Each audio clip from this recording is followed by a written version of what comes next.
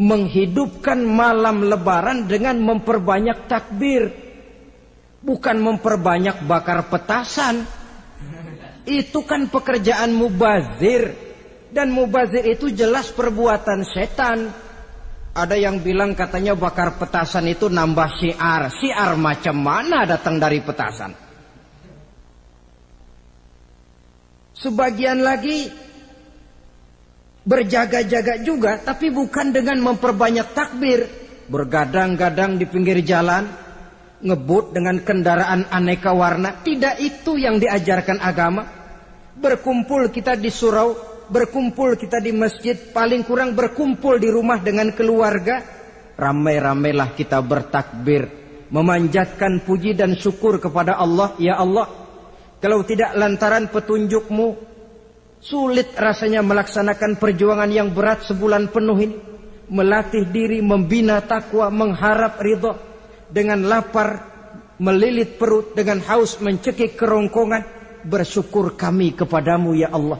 Dan sebagai pertanda kami kumandangkan kalimat takbir, memuji keagungan dan kebesaran-Mu. Allahu Akbar, Allahu Akbar, Allahu Akbar, walillahil hamd.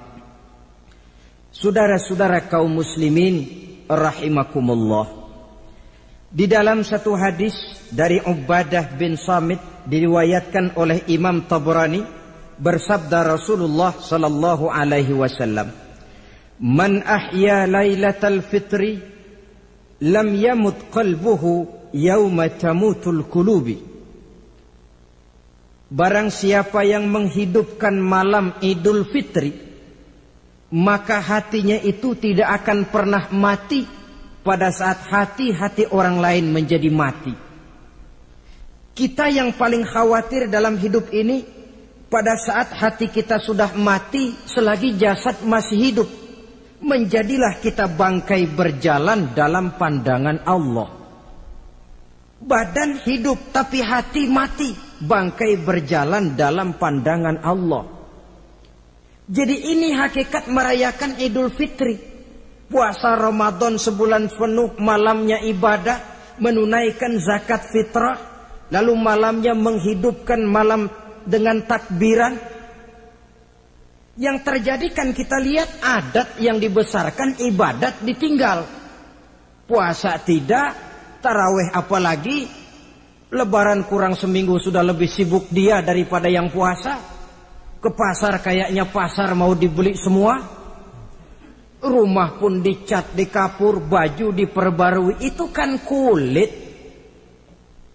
Memang lebih bagus kalau kulitnya baik, isinya pun baik. Tapi yang lebih penting daripada sekedar kulit adalah isi. Hakikat merayakan Idul Fitri kembali kepada kesucian. Kita bersih, tidak punya dosa kepada Allah. Itu kita rayakan. Dengan apa? Nah, oleh seorang ulama, Al-Imam Zakiyuddin Abdul Azim bin Abdul Quwa Al-Munziri, diberikan contoh bagaimana Rasulullah sallallahu alaihi wasallam itu merayakan Idul Fitri. Beliau berkata, yuhibbu sallallahu alaihi wasallam ayyuqabilal 'ida bil bisri was surur. Rasulullah sallallahu alaihi wasallam cinta, senang menyambut Idul Fitri bil bisri was surur, dengan muka gembira dan dengan sikap sukacita. Jadi merayakan Idul Fitri bil bisri was surur, muka menunjukkan kegembiraan. Kenapa gembira? Sudah berhasil berjuang sebulan penuh. Bukan gembira lantaran di rumah banyak dodol, kue, pakaian serba baru, sepatu pun serba baru. Bukan itu yang kita gembira. Gembira lantaran telah berhasil berjuang mengalahkan nafsu, memenuhi perintah Allah, melaksanakan puasa. Gembira lantaran kita kembali suci seperti bayi baru dilahirkan oleh ibunya. Bil bisri, muka menunjukkan kegembiraan, cerah di malam itu sampai di hari lebarannya. Jadi walaupun barangkali oleh karena kesulitan ekonomi tidak terbeli itu baju yang baru, tidak terbeli itu sepatu yang baru, tidak terbeli itu makanan dan kue seperti tetangga, jangan sampai mengurangi kegembiraan kita. Tidak boleh menyambut lebaran itu dengan manyun. Tahu manyun?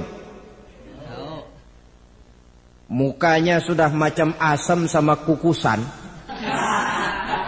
Tidak ada menunjukkan sikap kegembiraan. Nabi menghadapi hari itu bil bisri was surur, dengan muka cerah dan dengan sikap gembira. Tapi gembira dalam arti tetap pada jalur kontrol. Lalu apa lagi? Wa taubatu lillahi ta'ala, dengan tetap melaksanakan taubat kepada Allah. Wan nadam 'alal khataya, menyesal terhadap segala kesalahan yang pernah dikerjakan. Itu yang dilakukan baginda Nabi di hari raya. Wa masalihatil khusum, memperbaiki orang-orang yang bermusuhan. Wal akhzi binasiril mazlum, menolong orang-orang yang teraniaya. Wasillatil arham, melaksanakan silaturahmi. Wal ihsan ilal fuqara, berbuat kebaikan kepada kaum fakir miskin. Wa ziyaratil aqarib, menziarahi, mengunjungi kaum kerabat. Itu hakikat di dalam melaksanakan Idul Fitri. Jadi jangan terbalik, sudah merasa baju baru, ini kan lebaran, merdeka. Kalau kemarin Ramadan kita dikekang, tidak boleh begini, tidak boleh begitu, sekarang sudah keluar Ramadan, merdeka. Lalu dirayakannya Idul Fitri dengan bermabuk-mabukan, dengan judi, dengan perbuatan zina. Itu sama saja dengan baju baru habis dicuci sudah diceburin lagi ke dalam comberan. Ini kan ibarat baju masuk Ramadan dicuci sebersih-bersihnya. Keluar Ramadan masuk Lebaran, tetaplah berusaha menjaga kebersihan itu. Kalau ditinggalkan Ramadan merasa merdeka, melemparkan lagi diri ke lembah dosa, sama saja baju yang sudah putih bersih ditriska bagus-bagus, tapi lalu dilemparkan lagi ke dalam comberan. Na'udzubillah min zalik. Saudara-saudara kaum muslimin yang berbahagia, jadi setelah zakat fitrah kita bayar, hidupkan malam Idul Fitri itu dengan mengumandangkan kalimat takbir. Lalu bila datang sholat subuh di pagi hari pertama bulan Syawal, kita laksanakanlah sholat subuh itu berjamaah. Jangan sampai terbalik, saking kepengennya sholat Idul Fitri, subuhnya enggak. Ini kan sama saja kata orang nyari jarum kapak hilang. Tidak membela yang sunnah, yang wajib disia-siakan. Sholat Idul Fitri itu sunnah saja hukumnya. Sholat subuh wajib. Masakan yang wajib kita tinggalkan, lalu yang sunnah kita kejar-kejar. Terbalik tentunya. Lalu manakala usai kita sholat subuh masih mengumandangkan takbir, bersiap-siaplah kita untuk berangkat menunaikan sholat Idul Fitri. 2 rakaat, lalu diiringi dengan khutbah hari raya Idul Fitri. 2 khutbah seperti khutbah Jumat itu, khutbah pertama dan khutbah kedua. Kalau selesai melaksanakan sholat Idul Fitri, maka kembalilah kita ke rumah dengan suasana gembira. Untuk apa? Untuk berhalal bihalal. Istilahnya untuk berlebaran, saling meminta maaf. Kenapa? Dengan ibadah Ramadan, dosa kita kepada Allah insya Allah bersih. Tapi kan kita tidak cuma berbuat dosa kepada Allah, kita juga berbuat salah kepada sesama manusia. Dosa kepada Allah, taubat langsung kepadanya, sonder pakai calo. Tidak bisa saudara bikin dosa kepada Allah, datang ke rumah saya, Pak inilah saya kasih uang, tolong mintakan taubat saya kepada Allah. Ya tidak bisa. Dosa kepada Allah langsung bertaubat kepadanya. Tapi dosa kepada sesama manusia, Allah belum akan memberikan ampun kalau kita belum minta maaf kepada yang bersangkutan. Ini sulitnya. Kalau saudara dosa meninggalkan sholat, taubat kepada Allah. Tapi kalau dosa kepada sesama manusia, saudara mencuri sendal orang, cara taubatnya bagaimana? Pertama menyesal, kenapa mencuri? Yang kedua berjanji tidak akan mencuri lagi. Yang ketiga meninggalkan perbuatan mencuri. Dan yang keempat sendal orang pulangin. Tidak bisa saudara mencuri sendal, Tuhan taubat, nggak lagi-lagi nyolong sendal. Tapi sendal orang dibekap terus, nggak dipulang-pulangin, ya tidak termasuk taubat itu. Itulah sebabnya selesai sholat Idul Fitri, kita pun meminta maaf. Nah, siapa yang harus lebih utama kita mintakan maaf?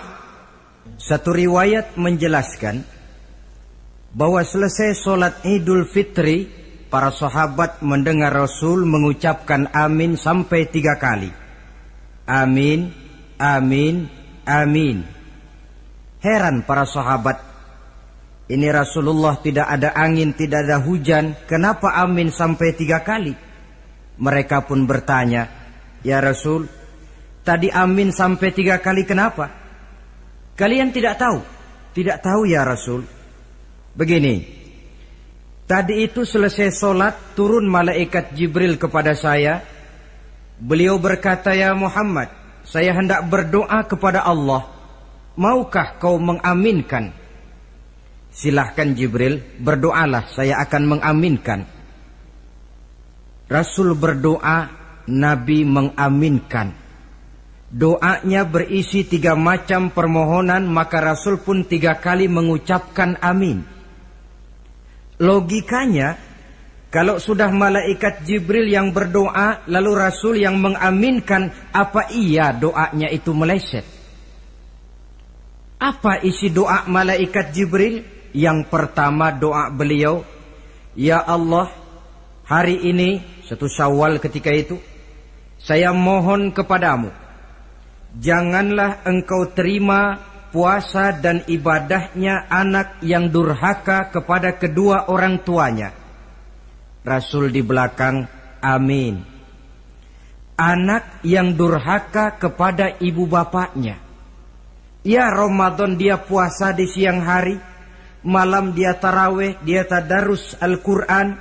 Kalau sudah durhaka kepada ibu bapaknya, ibadahnya didoakan oleh malaikat Jibril, diaminkan oleh Rasul agar tidak diterima oleh Allah Subhanahu wa ta'ala.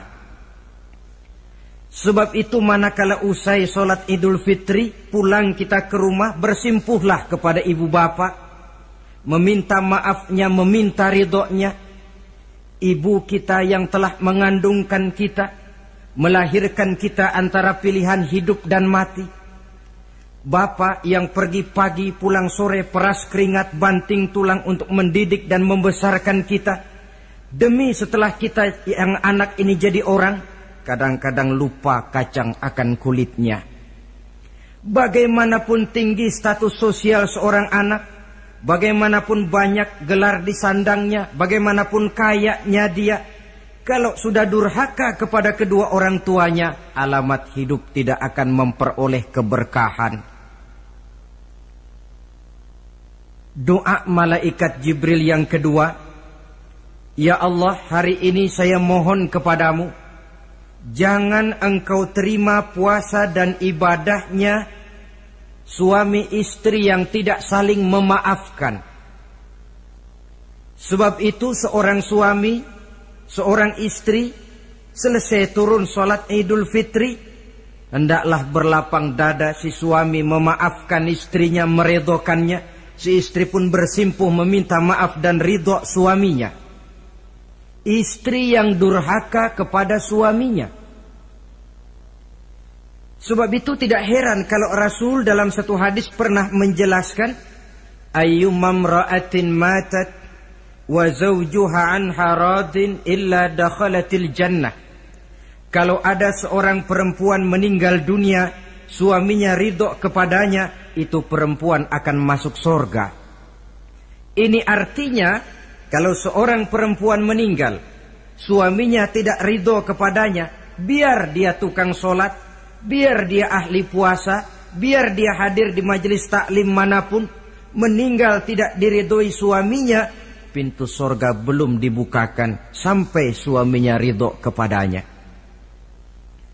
Riwayat lain menjelaskan bahwa sepulang Isra dan Mi'raj, Rasul bercerita kepada para sahabat, saya dalam perjalanan Mi'raj itu diperlihatkan neraka.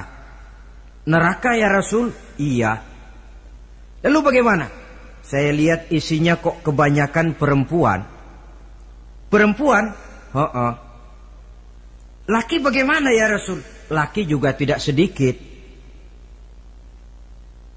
Kenapa lebih banyak perempuan ya Rasul? Apa mereka tidak sholat? Sholat? Tidak puasa barangkali? Mereka rajin puasa. Tidak suka mengaji barangkali? Mungkin lebih rajin dia dari suaminya. Lalu apa penyakitnya ya Rasul? Beliau menjawab, hunna yakfurnal asir. Penyakit perempuan itu dimanapun, tidak pandai bersyukur, kurang rasa terima kasih kepada suaminya. Suaminya yang bertahun-tahun pergi pagi pulang sore, peras keringat banting tulang untuk menghidupi keluarga, sekali saja terselip berbuat salah, hilang jasanya yang bertahun-tahun itu. Cuma salahnya saja yang diingat.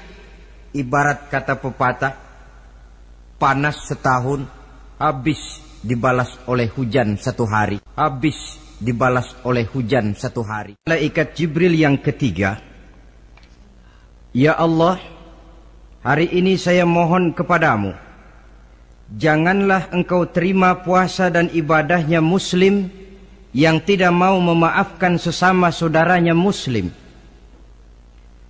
Tugas kita adalah meminta maaf, tetapi memberi maaf lebih mulia, karena memang memberi maaf lebih sulit daripada meminta maaf. Oleh sebab itu momen hari raya Idul Fitri intinya adalah halal bihalal. Bukan lalu merasa merdeka sudah ditinggalkan oleh Ramadan, berbuat sesuka hati, yang laksana baju sudah dibersihkan tapi dibenamkan kembali ke dalam lumpur. Yang kita inginkan agar bersih hubungan kita dengan Allah dan baik juga hubungan kita kepada sesama manusia.